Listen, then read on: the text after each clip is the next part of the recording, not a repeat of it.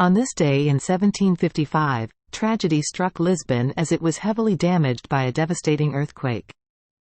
The quake, which occurred on the morning of November 1, demolished more than 9,000 buildings and claimed the lives of as many as 30,000 people.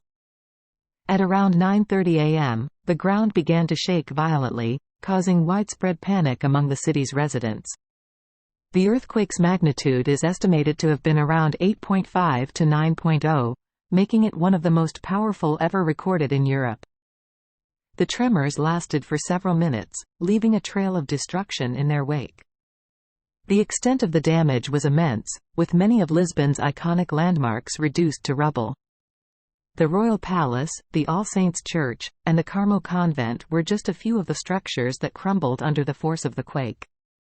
Fires also erupted throughout the city, further intensifying the devastation. The human toll was equally devastating, as thousands of Lisbon's inhabitants perished in the disaster. Those who were fortunate enough to survive were left in utter despair, facing homelessness, injury, and the loss of loved ones. In the wake of the devastating earthquake, efforts were made to rebuild and reconstruct the city. The Marquis of Pombal, a key figure in the Portuguese government, played a pivotal role in the reconstruction process. Implementing new building regulations and urban planning strategies, Pombal helped to shape the city's recovery and future.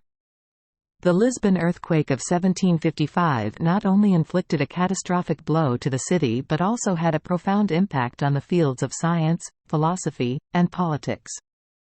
The disaster sparked widespread debates and discussions about religion, natural disasters, and the nature of humanity.